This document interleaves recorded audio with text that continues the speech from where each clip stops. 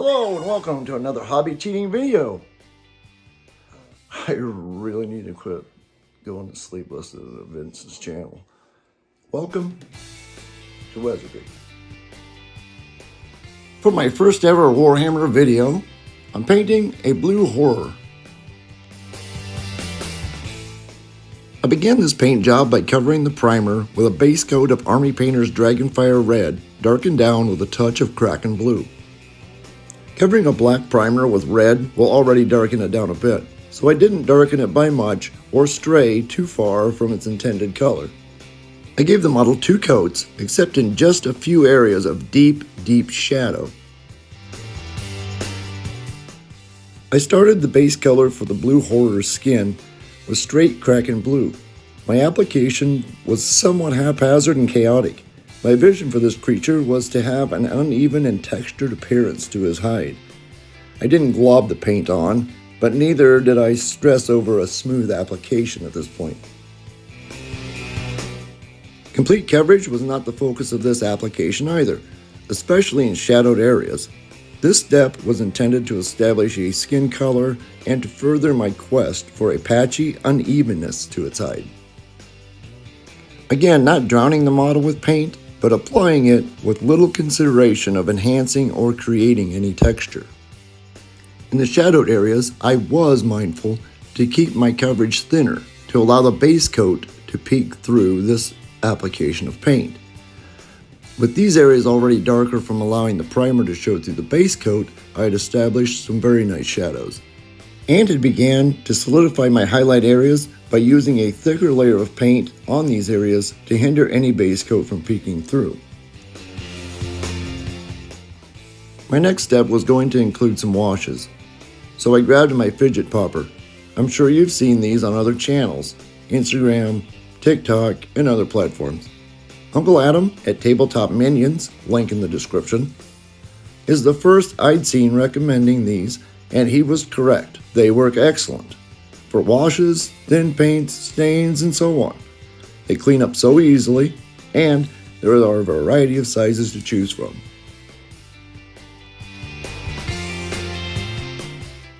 The washes I used were Nightmare Landscapes Midnight Flesh and Nightmare Black, a straight blue, and one darkened down with some black. The straight Midnight Flesh wash I used on all the upward facing surfaces and those areas that would be affected by light, adding additional washes to areas where I wanted the color to be stronger.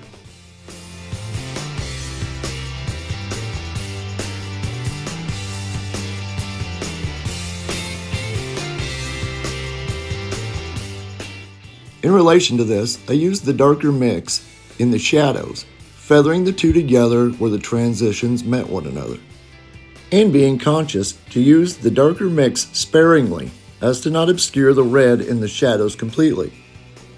I even used some on his freakishly long Gene Simmons tongue.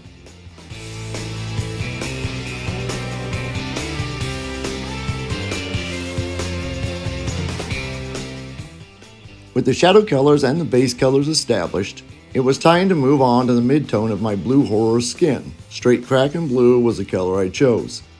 Having had applied it before, but then covering it with the washes that darkened it down, it now stood out much brighter. I applied it in much the same manner as before, although being more mindful of where and how it went on. Texture was not a concern, but not destroying any shadows was. And application on future highlighted areas, I wanted more consistent and complete coverage. Otherwise, I hatched, cross-hatched, sketched, and scratched this layer on as well.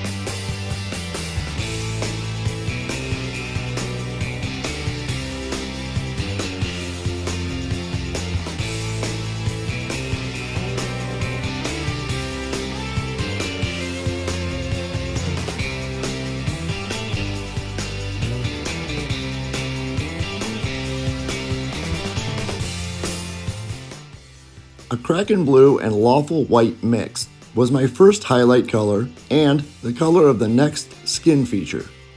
Dimples, freckles, spots, I'm not really sure how to label them, but this is where this paint scheme became very tedious. Do you know what isn't tedious? Subscribing, sharing, liking. Heck, even comments aren't all that tedious. Unless you're really giving me the business, then it may be a bit tedious. Anyway, please do those things. I'd really appreciate it, and I'd have a wonderful Christmas if I could make it to or break 500 subscribers by then. Anyway, back to the paint job. This took some time, and the whole while, I was hoping that this was not a bad idea on my part.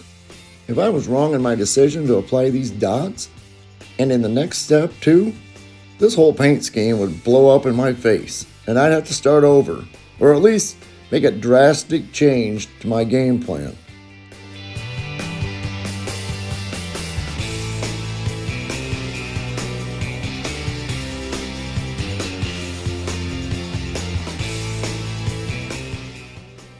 When applying these little beauty marks to our little blue horror, I varied the size and the intensity to help with the randomness of the pattern, or lack of pattern thereof.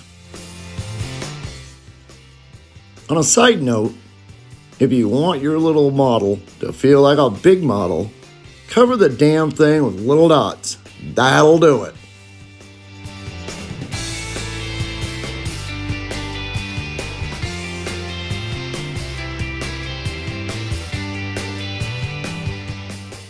So far so good on my speckled horror. And now on to blending them into the skin instead of them laying on top of the skin. Once again, Nightmare Landscapes washes. This time, Midnight Flesh and Foggy Mist. My first application was kind of a wash/glaze application. This application, I'm using the washes as a stain to push the speckles back into the skin, as well as adding a brightness to the model's overall appearance. When I was applying these washes as stains to the model, I was sure to dab my brush on a paper towel and to test it for consistency before touching it to the model.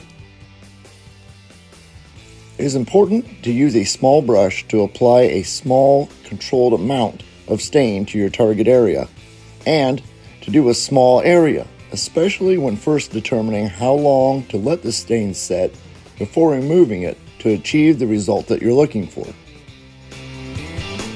Too much wash on your brush, and then the stain will run into the recesses, like washes are intended to do, and not remain sitting on the area you want stained. Sitting too long, and it will overstain that area, or even coffee stain the area. I used a similar technique to this in my November video.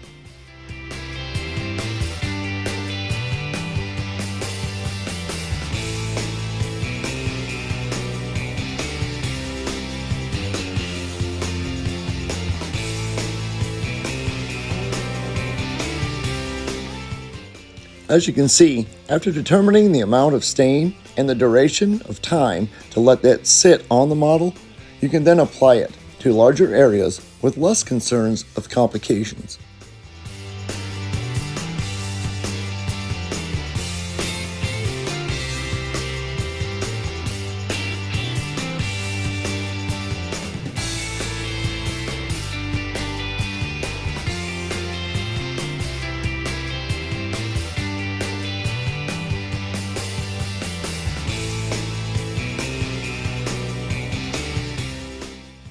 After applying the Midnight Flesh Foggy Mist mix to the upward-facing surfaces and those areas that would catch light, I applied the straight Midnight Flesh to the shadows and downward angles. When applying this darker wash, I used very little on my brush and applied it as more of a glaze, like I had before, not needing it to sit or to be lifted back off of the model, but slowly building it up layer after layer until I achieved the effect and darkness that I was looking for.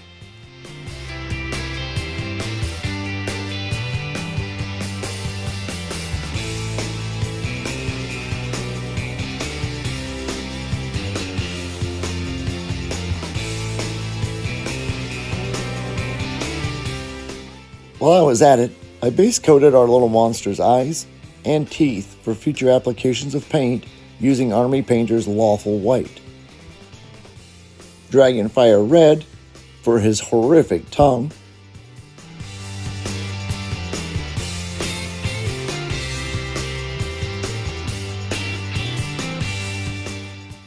Bugbear Brown and Angelic Yellow for his shiny little chompers,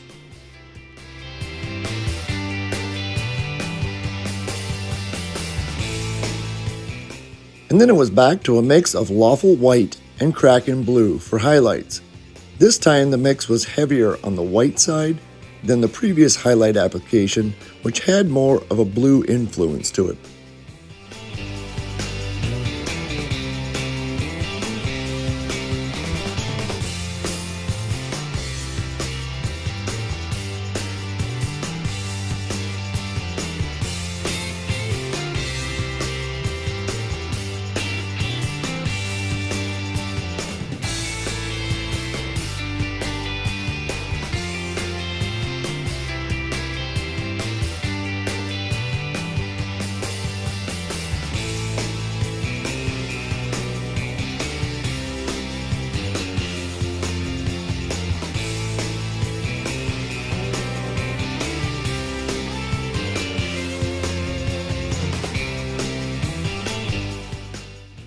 I ended the highlights with pure Lawful White for the highest of the highlights.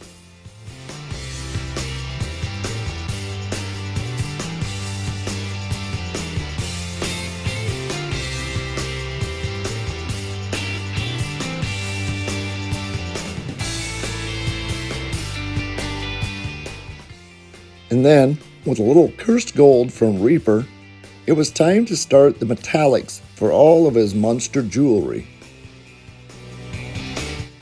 Now right here is where I really need you to focus and pay attention. This segment is the most detailed footage of any technique you'll see on any video, hands down.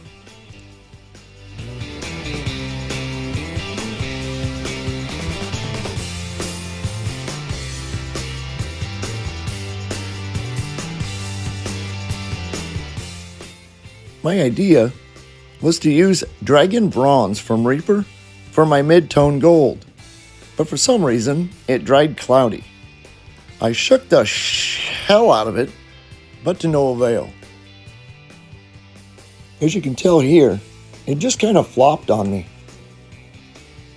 So I dipped back into the cursed gold and changed my game plan. It took a couple of thin coats to cover the reluctant bronze, but I managed to get her gone. Polished gold from Vallejo came to the rescue.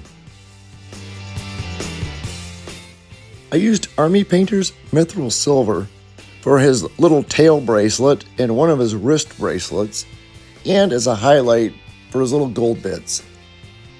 Reaper's Blade Steel highlighted gold as well, and was the highlight for the Mithril Silver bits.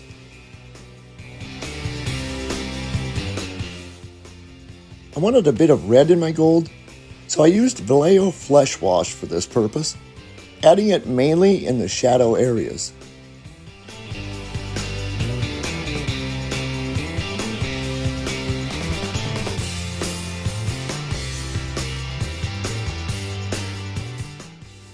Dragonfire Red made a comeback for the jewels on his jewelry. I don't know. Am I painting a demon or Axl Rose from 30 years ago?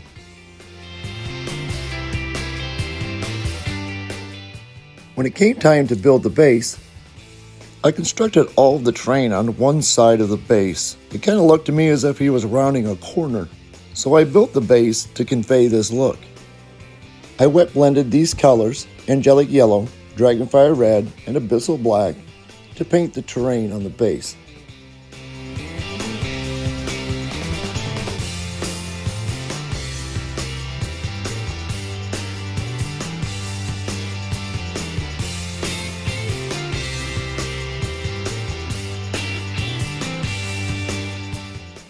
And here he is, our bespeckled Blue Horror, all complete. This was a fun model to paint, even with his case of measles. Thanks to Nathan, my younger and wiser brother, for this and the other goodies, games, and models, and support that you've given me. I hope you like this video. I love you. Thank you for those watching. I hope you enjoyed this as well, and thank you for your support. I'll be back as soon as I can with another video.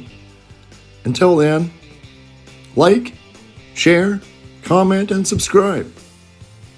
Oh, and paint, sculpt, and create. Make some magic happen. Until next time, I'm Wes, and this is Wesardry.